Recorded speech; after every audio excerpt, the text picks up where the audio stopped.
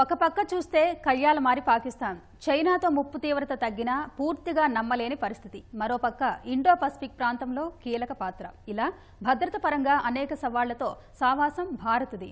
ఈ పరిస్థితుల్లో ఆయుధ వ్యవస్థ దేశానికి అత్యంత కీలకం. అందుకే పెద్ద ఎత్తున ఆయుధాలను దిగుమతి చేసుకుంటోంది. అదే సమయంలో ఆత్మ నిర్భర్ కింద స్వదేశీ పరిజ్ఞానంతో వీటిని తయారు చేయడంపై దృష్టి సారించింది.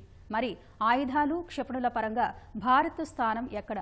దీనికి సంబంధించి ఎలాంటి ప్రణాళికలను రూపొందిస్తోంది?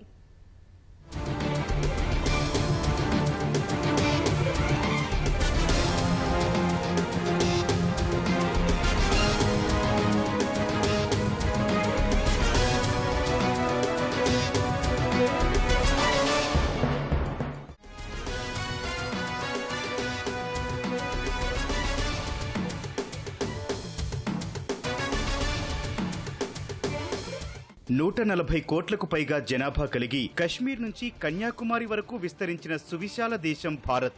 అలాంటి దేశానికి భద్రత అంటే ప్రతినిత్యం సవాలే. భూతలం నుంచి సువిశాల సముద్ర మార్గం వరకు దేశాన్ని రక్షించుకోవడం కత్తిమీద సాములాంటి వ్యవహారమే. అందుకే భారత్ దేశ రక్షణకు ఆయుధ వ్యవస్థను పటిష్టం చేసుకోవడంపై ప్రధానంగా దృష్టి సారించింది. ఎప్పటికప్పుడు సరికొత్త ఆయుధాలను, క్షిపణులను అమ్ముల పొదిలో చేర్చుకుంటోంది. విదేశాల నుంచి దిగుమతి చేసుకోవడంతో పాటు దేశీయంగానూ ఆయుధ తయారీ ప్రక్రియను విస్తృతంగా చేపడుతోంది. సరికొత్త ప్రయోగాలు చేస్తూ ఆయుధ సన్నద్ధతను పరీక్షించుకుంటోంది. గురువారం పరీక్షించిన పినాక ఆయుధ వ్యవస్థల ప్రయోగం ఈ కోవలోనిదే.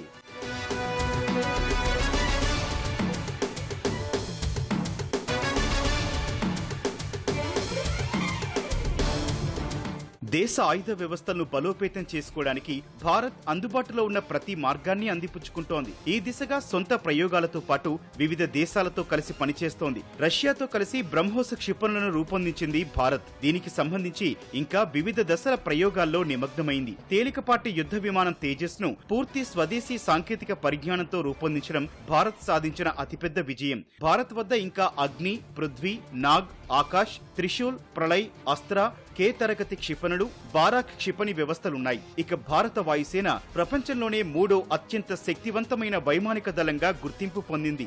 భారత వాయుసేన అమ్ముల పొదిలో Mirage 2000, Sukhoi 30 MKI, Jaguar, MiG, Tejas, Rafale వంటి యుద్ధ విమానాలున్నాయి. అత్యాధునిక తేలికపాటి హెలికాప్టర్ ధ్రువ్, బహుముఖ పోరాట విధులు నిర్వహించగల హెలికాప్టర్ ప్రచండ్, దాడి చేసే హెలికాప్టర్లు అపాచీ, రుద్ర, భారీ సామాగ్రిని మోసుకెళ్లగల చినూక్, రవాణా విమానాలైన C-17, C-295, C-130 విమానాలను భారత వాయుసేన సముపార్జించుకుంది. C-17, C-130 రవాణా విమానాలు ప్రపంచంలో ఏ మూలకైనా సైనికులను, యుద్ధ సామాగ్రిని మోసుకెళ్లగలవు.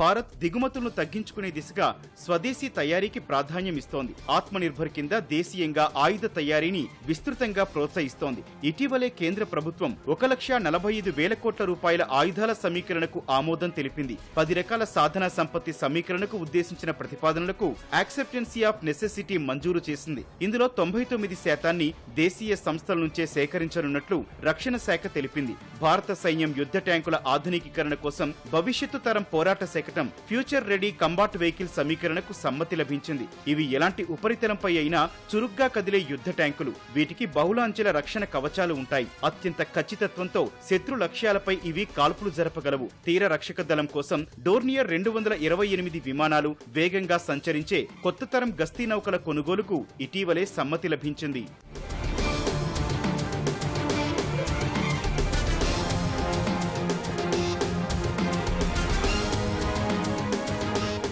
4 ఏళ్ల క్రితం చైనాతో తూర్పు లద్దాఖ్లో తలెత్తిన ఘర్షణల నేపథ్యంలో భారత్ సైన్యాన్ని మరింత ఆధునికీకరించడంపై దృష్టి సారించింది. ఇందులోనూ దేశీయ తయారీకే పెద్దపీట వేసింది. 2 ఏళ్ల క్రితం ఇవి పదాతి దళానికి అందాయి. ఇందులో ల్యాండింగ్ క్రాఫ్ట్ అసాల్ట్, రక్షిత పదాతి దళ వాహనాలు, F-INSAF, నిపుణ్ మందుపాత్రలు, రిమోట్ సాయంతో నడిచే పైలట్ రహిత గగనతల వ్యవస్థ RPAS, రాత్రి పగలు సహా ప్రతికూల వాతావరణ పరిస్థితుల్లోనూ పనిచేయగల థర్మల్ ఇమేజర్ సైన్యం చేతికి అందాయి. శత్రు కదలికలను గుర్తించడానికి రూపొందించిన ఈ సాధనం చేతిలో ఇమిడిపోతుంది. దీంతో పాటు యుద్ధ ట్యాంకుల్లోని కమాండర్లు వెలుపలి దృశ్యాలను మరింత స్పష్టంగా వీక్షించగలిగే commander thermal imaging sight, recording సౌకర్యంతో కూడిన downlink equipment, mark II upgraded radio relay వంటి సాధన సంపత్తిని సముపార్జించుకుంది భారత సైన్యం. ఇవన్నీ దేశీయంగా తయారైనవే. భారత రక్షణ రంగంలో పెరుగుతున్న స్వయం సమృద్ధికి ఇవి ఉదాహరణలుగా నిలుస్తున్నాయి. భారత నౌకాదళంలోనూ ఇటీవల కాలంలో సరికొత్త ఆయుధాలు, రక్షణ వ్యవస్థలు వచ్చి చేరాయి.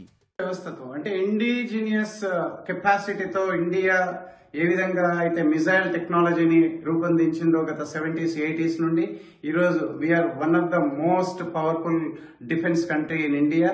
అండ్ అదే రకంగా ఈరోజు అగ్ని, పృథ్వీ, అట్లాగే సూపర్ సోనిక్ తేజాస్ ఏదైతే ఉందో 1500 కిలోమీటర్స్, అట్లాగే మీరు అగ్ని గురించి, పృథ్వీ గురించి చెప్పనక్కర్లేదు. అవి న్యూక్లియర్ వార్ హెడ్ ను తీసుకుని వెళ్లేటటువంటి మిజైల్స్ ఈ రోజు మన ఇండియా దగ్గర ఉన్నాయి. DRDO మ్యానుఫ్యాక్చర్ చేస్తూనే ఉంది. అండ్ అది ఇండియన్ ఆర్మీకి ఆల్రెడీ కమిషన్ అవ్వటం కూడా జరిగింది. అదేవిధంగా బ్రహ్మోస్ ఏదైతే ఉందో 290 to 500 కిలోమీటర్స్ పరిధిలో అత్యంత వేగవంతమైనటువంటి సూపర్ సోనిక్ క్రూజ్ మిసైల్ కూడా మన ఇండియన్ డిఫెన్స్ సిస్టమ్ లో ఉంది. అలాగే Arjun tank, Akash missile, Nag missile, anti tank, air to defence, defence, అట్లాగే యాంటీ ట్యాంక్ మిజైల్స్, ఇవన్నీ కూడా వేర్వేరు వాతావరణాల్లో పరీక్షలు జరిపి వేర్వేరు వాతావరణంలో ఎనిమిని ఛేదించేటటువంటి అనేక రకమైనటువంటి ఇండిజినియస్ వెపన్స్ సిస్టమ్ ఈరోజు ఇండియా దగ్గర ఉంది. సో ఈరోజు వరల్డ్ మార్కెట్ ని మనం అట్రాక్ట్ చేయగలుగుతున్నాం డిఫెన్స్ ఎక్స్పోర్ట్ కోసం. దేశ రక్షణ వ్యవస్థను బలోపేతం చేసుకునే దిశగా వివిధ దేశాలతో ఒప్పందాలను కూడా ముమ్మరం చేసింది. స్పెయిన్ తో కుదిరిన ఒప్పందం మేరకు గత నెలలో భారత వాయుసేనకు అవసరమైన రవాణా విమానం C-295 తయారీ కేంద్రాన్ని గుజరాత్ లోని వడోదరలో ప్రధాని మోదీ ప్రారంభించారు. భారత మిత్ర దేశాలైన రష్యా, ఇజ్రాయిల్ సహా వివిధ దేశాలతో కూడా భారత్ ఒప్పందాలను కుదుర్చుకుంది. భవిష్యత్తులో కూడా త్రివిధ దళాలకు అవసరమైన పలు కీలక ప్రాజెక్టులను అభివృద్ధి చేసే దిశగా అడుగులు వేస్తోంది భారత్. మారుతున్న సాంకేతికత అవసరాలకు అనుగుణంగా డ్రోన్లు వంటి వాటిని సేకరిస్తోంది. ఇలా భారత రక్షణ వ్యవస్థ అన్ని వైపులా శత్రు దుర్భేద్యంగా మారుతోంది.